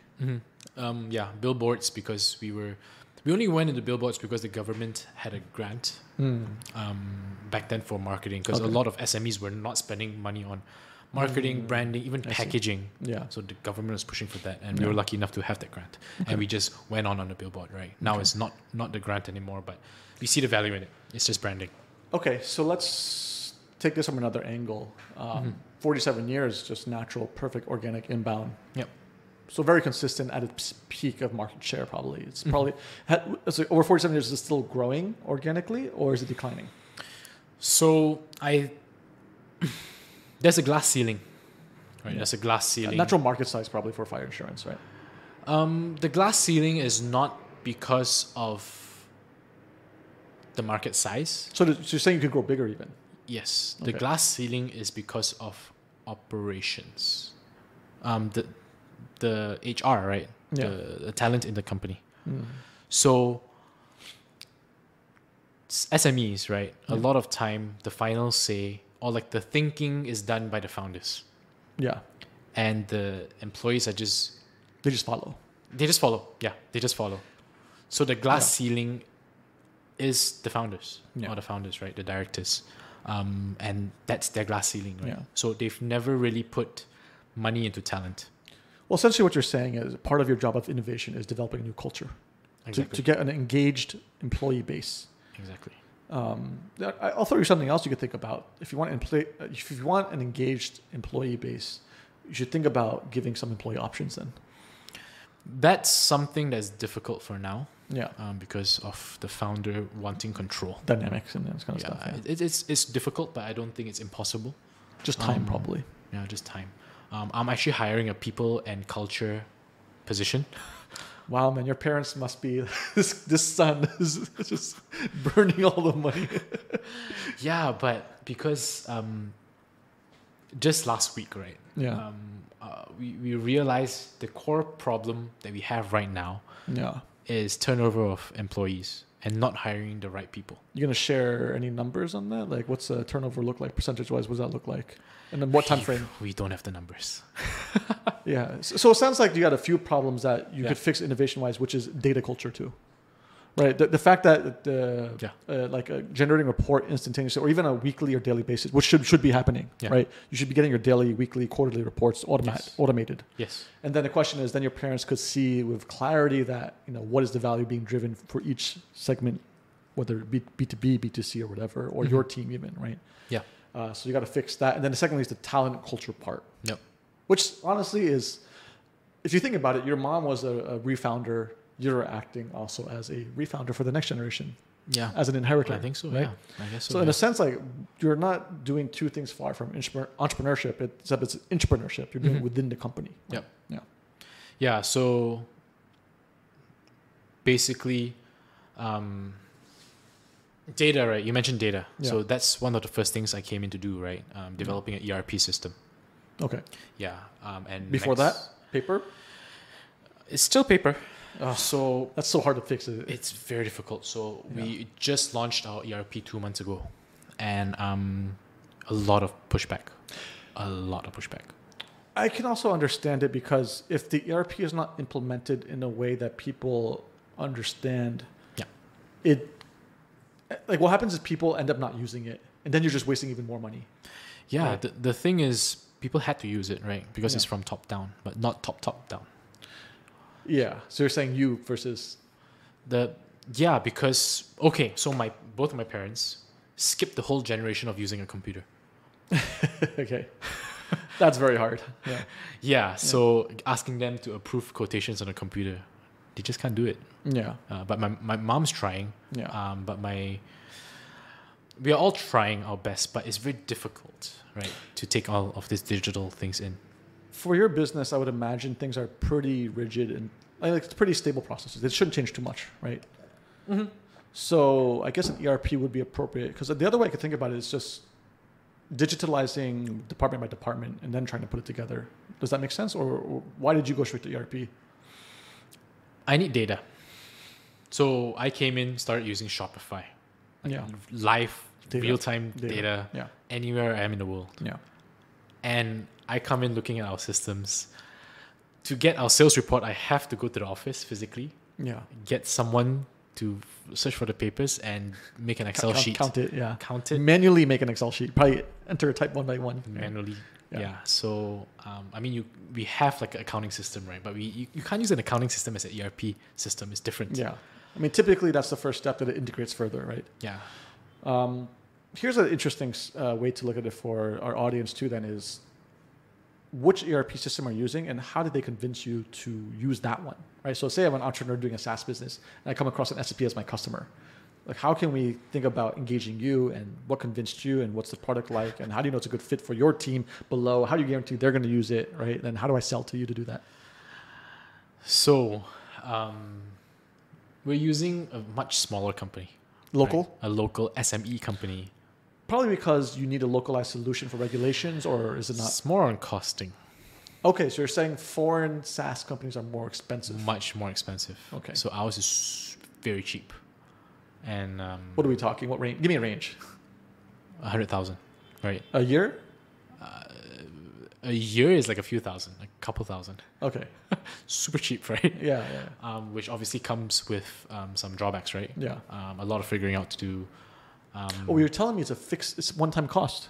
The one-time cost is 100K. Okay, just for setup, and then Yes. every year it's a few thousand. A few thousand, okay. yeah, for a workforce of about 50 users. Okay. 50 users. Okay. So very cheap comparatively. Yeah, right? correct. Some companies, the setup costs are like in the millions. Is this cloud native, cloud-based? It's cloud-based, yeah. Okay. It's cloud-based. The thing is, my mom was really into digital because she sits on the board of a lot of associations. Yeah. So she's the president of the Malaysian Fire Protection Association. Yeah. But she's also on the board of the FMM, which is the Federation of Malaysian Manufacturers. Yeah. So FMM is basically the voice of manufacturers in Malaysia. They work very closely with the government. Yeah. Government incentives, everything is FMM. FMM, right? Yeah. So she understands like big data, AI. Yeah. Or she's exposed to the concepts. She's And exposed she to sees people attempting to use and engage, which is good. Exactly, yeah. So she's very exposed to that. So she was bought into it too. Mm-hmm. Yeah. So it made it slightly easier for me to implement it. Yeah. The ERP system at least. Okay. So then did you find it or did someone approach you or how can someone go about selling an SME company? This was through a friend of a friend. Okay. So a referral networks. Yes, So referrals were pretty strong. Going forward, how would you consume more technology or SaaS then? Would it be global SaaS, more localized SaaS, or what are your better way to put it is like what problems are you facing and what technology can solve it? So right now we are looking for a CRM provider, customer relationship management software, and we were deciding between two. Because you're talking about selling to B2B essentially, so you want a tool to manage that process. Yes, and Okay. B2C too, right? Yeah. So we were looking for a software to do that, a CRM software, and we were looking at two, right? Yeah. I'm not sure if I should name names. Sure. I mean, it's up to you. I don't see why not. Okay, yeah. So it's between Zoho. Okay, which is Zoho is actually I don't know. I've come across it many times. I think I have used it even in my past companies. But are they local or? So Zoho is, I think, Indian, if not mistaken. I think so. Yeah, probably. Yeah, Indian, but they have presence. They have agents in Malaysia. Yeah, actually, all around Southeast Asia, I'm pretty sure. Yeah. And their pricing is probably much better than say, what's the other one? HubSpot, Not HubSpot. Salesforce. Salesforce. Yeah, I guess I forget what. No, I forget. But is the other CRM with that also does chat messenger or Okay. Yeah. But anyway, Yeah. they're quite affordable in terms of like, actually I was thinking of Zoho because I wanted to use my past startup. I want to use them for messaging. I was comparing messaging features. Got it. Okay, never mind. Yeah. So we were looking between Zoho Yeah. and a HubSpot. HubSpot, yeah. So HubSpot is very startup-y, right? HubSpot is international US-based company, global Yep. SaaS, right? Yep. But then Zoho is Indian-based, emerging markets focused. Yeah. Yes. Okay. So I really like HubSpot, like UI UX experience. Yeah, it feels good, makes sense. Feels good, but they don't have a local agent. Oh, so problems with integrating it. Yes. So we have a lot of integrations that's very SME focused, right? Very tedious So things. customization, essentially. Customization. So it was difficult. It's more difficult. So does that mean you work with the Zoho agent? Well, like you're engaging now to kind of set that up. And Yep. is it feasible? Is it easy? I don't think anything is easy. Setting up the ERP, we're still setting it up. Yeah. Still fixing. Yeah. It's not easy, but we know that this is the way forward. And then how? Okay, so if I'm to think about it from the Zoho perspective, do you only need to sign off on it? Do your parents need to sign off on it? Do your parents have to use it too? How does this work? Like how do we ensure success of ERP plus Zoho, CRM, and everything comes together eventually? So I think my parents know that I will be taking over. So they're accepting that this is. They're accepting that I will be taking over, right? That's for sure. That's for sure. Okay. Yeah. So they know that this is the way forward for me. It's difficult for me to. Are they going to use it? Their salespeople are. Are they? Is this a guarantee? This is a top-down command from the top. So whatever brings up sales, right? Okay. Whatever brings up the sale count. So my strategy in the company is basically creating a smaller company in my team. Yeah. And then expanding it out. So eventually that would be the culture and team eventually. Yeah. So a lot of times the second generation or Yeah. third generation come in as shadowing the parents, Yeah. shadowing the founders. Yeah. They know that doesn't work for me. And they allow it, which is nice. They allow it because their business is stable, right? Yeah. Very stable. So they allow me to play around basically, right? Yeah. So then I started a team where it's technically now a smaller version of a bigger team. Like I have one logistics person. Yeah. I have customer experience. Yeah. I have digital marketing. I have basically we're self-sustainable, right? If you take us out of the company, we can still run as a separate company, right? We don't need anyone else except the manufacturing side. Mm-hmm. That's about it. So yeah, the CRM will be used by us first. Okay. And then eventually, hopefully, can. Yeah. So I mean, so the very tricky part about this is managing the two cultures. And a rift that can come up, and having weird two processes that are very inefficient, and integration and loss of synergies, right? Yeah. Because if it's prolonged for a long time and you can't get that control, it's going to be in a weird spot. And then you lose out on a lot of value creation by trying to transition everyone to the same platform, shared data, right? So I think that's a very tough challenge ahead. Do you have any plans on how to reconcile these two worlds? I think my style is really just do it and then figure out on the way. That has been the style I've been doing, right? Yeah. For the past few years as well. Even the ERP right now, there are a lot of problems. Yeah. But we're just fixing on the spot, right? One by one. Yeah. It's difficult to go back to our old system. So we're just fixing it and promising and obviously working towards a promise that this ERP system will reap benefits. Drive efficiency, lower costs, increase sales. Automation. The main thing is automation. Well, that's also very scary because if I'm part of your parents' generation workforce, I'm just going to fight you tooth and nail so I hold on to my job until I retire, right? Yeah. So, I mean, like, I hope this is not the case, but, in the worst cases, this could lead to like sabotage. I'm not going to use it. I put wrong information, right? So is this a concern? I don't think anybody would sabotage it. Yeah. I think it's a good culture everyone wants to try at least. It is difficult still. Yeah. But we identified someone in the company that can push this change. So you're finding a local champion to drive the change. Yes. And that local it's a really funny story, right? Yeah. I hired him. Yeah. Actually, I interviewed him. I identified him. Graduate from Hawaii. University of Hawaii. I think Aloha. So. Yeah. So he came in for an interview. And he is a really nice guy. Yeah. But I just didn't know what to do with him. So I told my mom, hey, why not interview this guy, right? And she said, yeah, he's a really nice guy. Okay, let's just take a chance. What's his name? His name is Brandon. Brandon, okay. Yeah, Brandon, yeah. All right. I hope maybe he's listening to this. A nice guy. So my mom took him into telesales, basically phone sales, right? Yeah. And he stuck on, right? It's been almost 1.5 years, I think, of him working. And he's one of the most loyal, responsible employee. Yeah. The funny thing is when I interviewed him, I actually asked him to apply for other jobs because he's such a nice person. Yeah. That I told him, hey, go apply for social enterprises. Yeah. Which he did. Because he wants to do good. Yes, he wants to do good. And he still does want to do good. Yeah. So I asked him to apply, but thankfully the other companies did not get back to him. Yeah. And he's with us. And right now I realize how responsible he is. We have meetings on Friday nights, Saturday nights till like 12 a.m. Nice. He's on it. He's my age, like 28, right? He's the champion of this change. now, of change. And he will be for the CRM as well. Yeah, so if I'm thinking this as a company who wants to sell to you, this is a unique circumstance. Mm-hmm. I just need to sell to you. Yeah. The one who's going to, like, if I could understand the dynamic of your business, which is quite unique from business to business, I want to talk to you because you're going to be driving the change and your parents are allowing the change. Mm-hmm.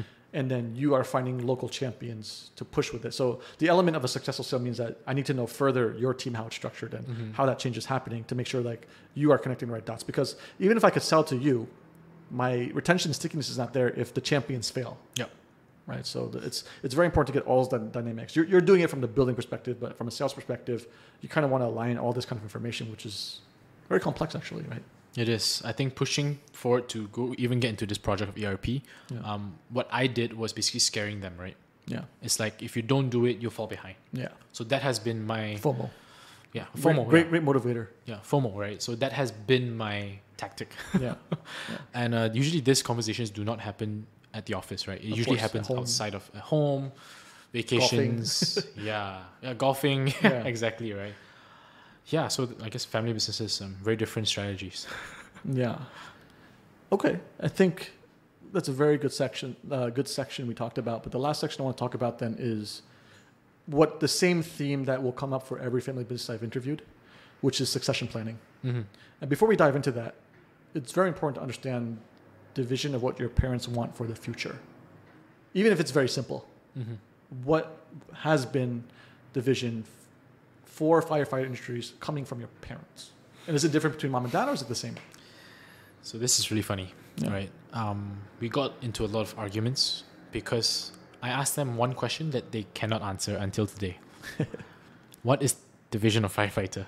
Do they have different answers, or they don't have an answer? They never really thought about it, right? They just work. They're businessmen. They just work. And the industry kind of worked that way. So, but the problem is if you don't think about it. Because of what changes, market dynamics change, structures change, innovation happens. If they don't actually engage with the question, then they become obsolete eventually, and you lose your market share and your dominance, and someone takes your cake essentially. Yeah. Right. So, are they aware this is the issue at hand? So they actually thought about it, right? Because you brought it to their attention. Every time there was an argument, because it's very frustrating if you just don't have an answer, right? It's existential. Yeah. You're trying to find meaning of why you're living and how you're living, but instead, most of the time, people plow into their work and have the success from it, and they derive the success from that, right? Yeah. So when you take the time to pause and think, and it's also very scary because it also ties into your death. It ties into what happens after that. Yeah. Right. So essentially, you're asking more than when you say what is your vision. It is a very big question attached to many other nuances, right? Yeah. So I think the first answer that I got was, so I asked my dad, so what's the vision for Firefighter? He's like, oh, make money. Yeah. That's it. Just make money. Honestly, that could be a simple vision. So honestly, it would have to be making more money. Yeah. Then if you start there, you could work backwards. Like if we operate in the way that we're operating, you make less money, right? Yeah. If you do it like a... That's true. If you don't change nothing, right? Yeah. You do the intellectual exercise, right?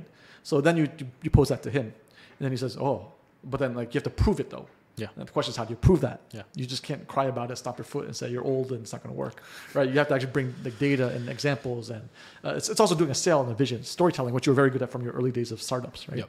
Yep. So then I think you could start there, and then I don't know. Is that the same for your mom? Make money, or? For my mom, she thought about it harder, right? Yeah. But basically what they both agreed is that we want to be the leaders in fire safety, right? Because that's It's a great vision already, right? Yeah, but it's not niche enough, I feel, right? I think when you look at it a startup way, right, you need to be your one-liner needs to explain everything, Okay. and to be niche. Yeah. But fire safety is huge. It's so ironic you say that, because it, like, as a part of the other bigger industries, it also is niche too, though, right? That's true, Right? That's true. But you're saying that it goes even deeper, that, like, because within fire safety, there's probably so many segments and categories, right? From the different various products to the insurance to the to the products to the government contracts to infrastructure for buildings, Yes. to warehouse to commercial to residential. Yes. So I guess what you're saying, do you have to be a little bit more specific about what vision? Are you saying you can own all those categories? Are you going to be number one in all of them? And I guess what you're saying is you want to cement yourself in probably something first and then build out from there to get other categories. Yep. So I think what they mentioned is everything, right? Yeah. But it's so hard, right? Which means they didn't think even deeper enough, right? Exactly. Yeah. So what I did was I just forced the vision to them. So if you... Okay, so what is your vision then? So my vision is large as hell as well. Of course. I think the first thing you see when you come to my floor in the office is a hashtag Fireproof Malaysia. So that's our vision in a much bigger scale. So essentially, if I see fireproofing anywhere, it's going to be Firefighter Industries. Yeah, fire safety. You want to think about us, but how do we do that, right? So my strength is in media, right? So it's very B2C. Yeah. So we have... Can you do B2B with media? Different kind of media. Different kind, right? Yeah. Different kind. So I try to think of us similar to Samsung, right? Yeah. They do everything, right? They do... The conglomerate, right? Yeah, they're huge, right? They do washing machines, but they also do like data centers and everything, right? But the B2C product is their phones. Yeah. But also, even before the phones, they had developed the branding around being a trusted brand, and probably most of the sale was driven by on the B2B side. I don't know if this is true. I'm guessing, right? Of course, eventually the rise of mobile and dominance helps further cement more branding, obviously. But building a trusted brand probably does help that. Yeah. Right. So that's what I'm trying to do, right? Building a trusted brand in the B2C side, because it's a lot easier to market a B2C item compared to a B2B item. What was your mom's conclusion again? What did she say? That's a good question. I need to ask her again. But they don't really think about it, even until today. Interesting. So there's no... There's no North Star. Also, they don't want you to drive it to the ground. Yeah. So you have to build that trust, right? Yeah. But there's nothing to probably reconcile between difference of vision then. I think at the end of the day, it literally is still sales. If you don't fuck up the business, you pretty much get a clean slate. So as long as you learn how to do the business, the core business, and keep driving and growing that, the vision is yours to paint. Yeah. So in the beginning, I was very adamant. Like, I don't want to do B2B. I want to get out of the B2B arena, right? So I was only focusing on B2C. Okay, but that's probably because of why? I think I'm just good at B2C, right? I don't want to get into B2B because B2B, there's politics involved. Do you think that's naive? Yeah. So, but then, a few months ago, I was like, hey, if I were to take over this company, I have to get into B2B. Yeah. There's no way out of it. It's 90% currently. Exactly. You can't ignore it, even if it's diminishing. But the question is also total market size. And of course, from a category expansion, you could think about B2C, but you could still think of category expansion even from a B2B side too. Yes. Right? So there's so much, like, even if you're saying what you're doing, you're not even the biggest player, that means you could grow still. That's a huge... Whether it's taking someone's pie or creating new categories, right? Yep. So... yeah, it's good. You kind of pull up your big boy pants. You have to look at all aspects of the business to understand it to be successful, right? Yep. And I'm taking up more roles. I think hiring is very important, so I'm into hiring as well. Yeah. And procurement, I need to know the cost price of everything. And all these, I'm really still learning, right? Yeah, essentially, they have the benefit of 47 years. Yeah. You have the benefit of a few years, so it's a really large gap to fill. Yeah. But that just comes with time and experience, you know. And do you love fire safety? I love that there is a huge opportunity. I like that no one is looking into fire safety. You could build a great moat before someone else figures it out, right? Yes. Yeah. So I like that's a huge... I like that there's a lot more that we can do. Yeah. So with that in mind, the vision part's very clear. That's luckily you're quite easy. A lot of times people fight for different visions. Where to focus? Should I do international? Should I do this market, or should I do that, or should I this segment? Right. So it's yours to paint. It seems like you're lucky. How do you think about planning afterwards? Do you think this is your mission for the rest of life is fire safety? Right. Because I've talked to many family business people, and it doesn't always happen. Sometimes it is for life. That's going to be their mission and goal. But sometimes an event happens where this is a once in a lifetime event where this will never happen again, where someone wants to buy your company for a crazy price. And the market's right. It's very frothy. The price is right. But a lot of times people haven't paused, like your parents, they haven't paused to think what comes after that. And they're probably looking at retirement in the next few years. Yeah, they'll never retire. That's something I know. There you go. Well, the question is, so what is next then? Do you think about life beyond this, or is this for the rest of life? What happens if you can sell the company and the parents likes the price? What if it's $1 billion? You're going to say no, right? So then how do you think about that? Yeah, so we have been approached. There you go. Yeah, we have been approached. But I think I will, at this point in time, there's still huge potential for growth. And if we do sell it now, what are you going to do? What am I going to do? But also, I don't think we've reached the potential that I want to hit. We have not reached that destination yet to sell. It's like, when Mark Zuckerberg was, asked to, sell Facebook or not. The question, it always comes out to the question of like, how much belief do you have and how much knowledge do you have that can actually go bigger in your ability to succeed in that? Yeah. And if the problem is if you have no clarity, the advice that I've gotten was that if you don't really see a clear path, or you feel uncertain about it, like say like your heart was somewhere else, just sell it, right? But like it sounds like you found your niche, your belief by actually building in this and growing in it. So there's no point to sell actually.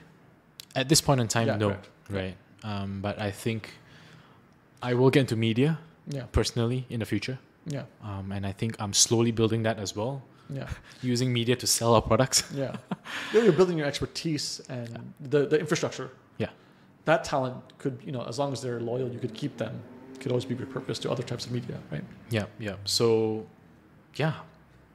I will go into the next thing when this gets boring, but I don't think it's going to get boring at all. I don't think it'll get boring. Do you think you'll ever professionalize it so you could focus more on media?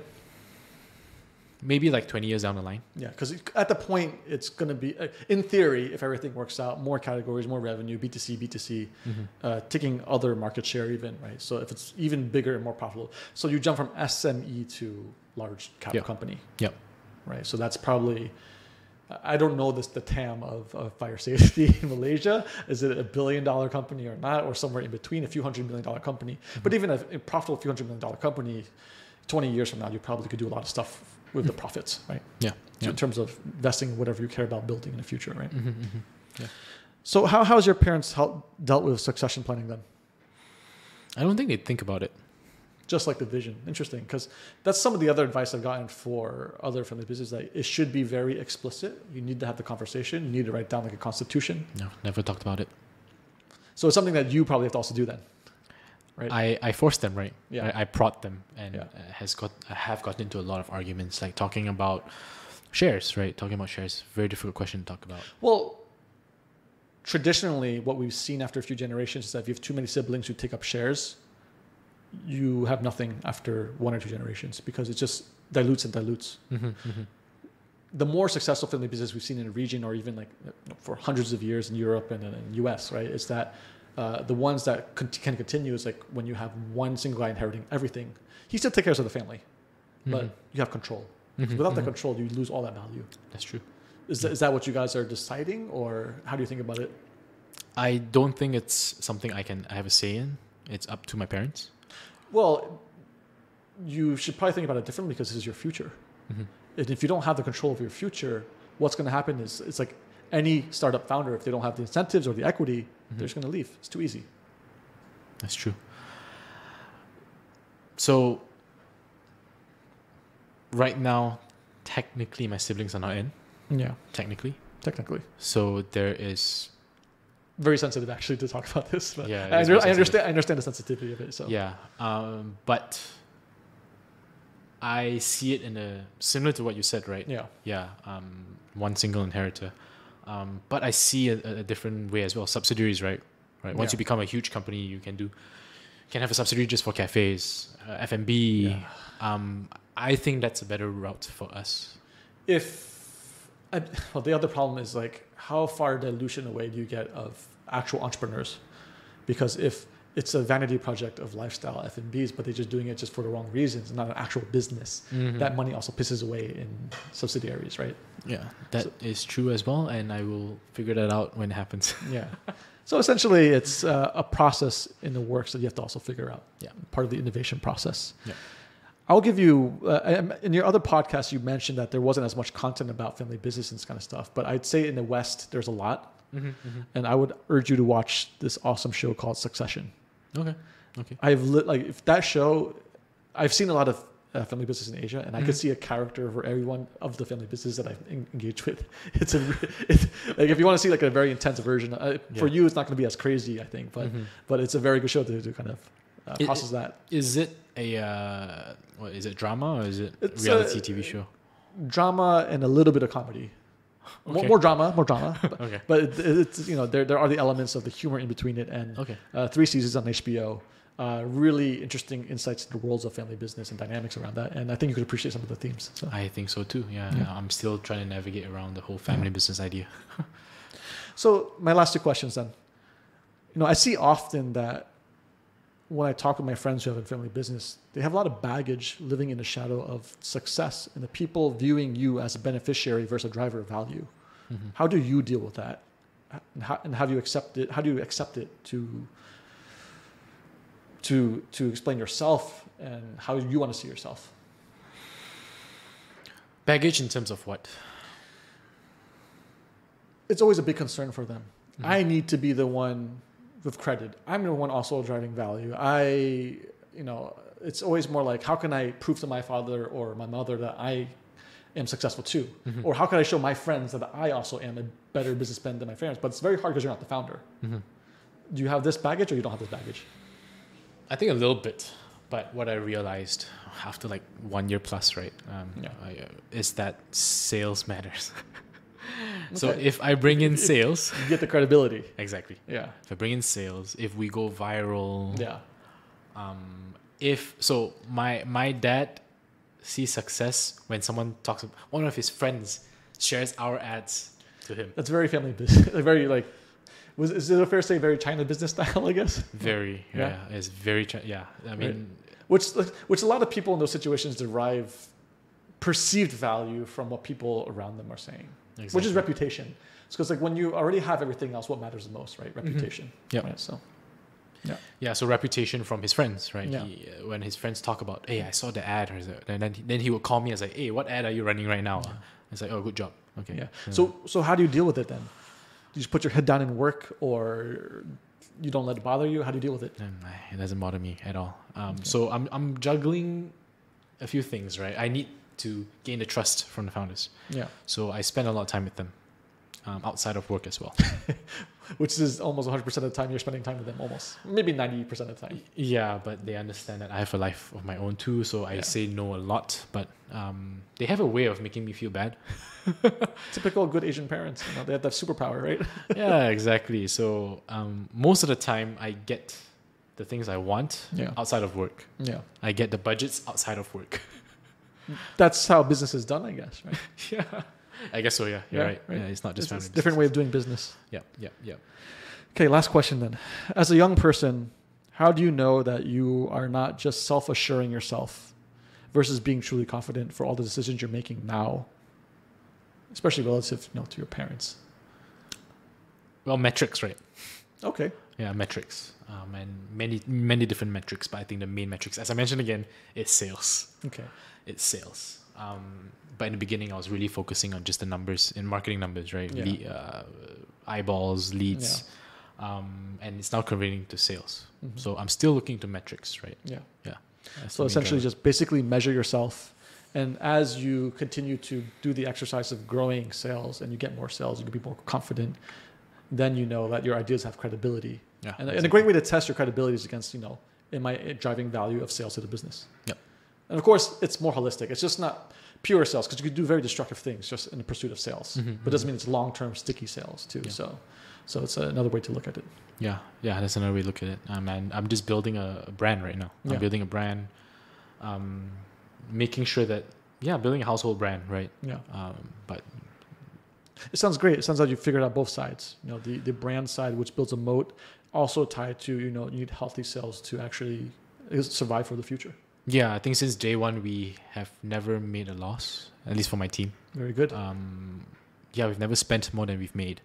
I think I'm the biggest cost. But I'm split, right? I'm split between all departments, so they should not see me as that. Yeah. Yeah. So anything to plug before we wrap up? Anything you want to say, any advice, or anything you want to share that's coming up? Check out TikTok. Check out TikTok for Firefighter Industries Malaysia. Firefighter.my. Firefighter.my. Which is also our website. Website and TikTok. Yes, and TikTok. For the older listeners out there, check out TikTok. You will learn a lot of things. I am not personally on TikTok, but I get TikTok videos sent to me by my friends and family. Okay, perfect. Thank you for your time today, Brian. Thanks, Alex. Hey, listeners. Thanks for listening to Brian's episode. If you enjoyed the content or learned something new, please share this with your friends or family, or for anyone who would benefit, and give us a review on your podcasting platform of choice. So what did we learn today? Some people are blessed early on and can identify what their superpower is. Have you ever introspected and thought about yourself? How well do you know yourself? What is your true superpower? What would your friends say your superpower is? Brian was fortunate enough to learn what his superpower was early on his journey. He was always solving hard problems and applying his skills. Along the way, and after some reflection, he realized what his strengths were and how to use them effectively, from his startup competitions to founding his hardware company to bringing all those lessons to the family business. More importantly, he's been able to incorporate them in his refounding of Firefighter Industries as an entrepreneur to drive value and change. There's a constant theme of growth and adaptation in Brian's story, which is important no matter what kind of business you're in. I'll see you guys back here for next week's episode. EOA out.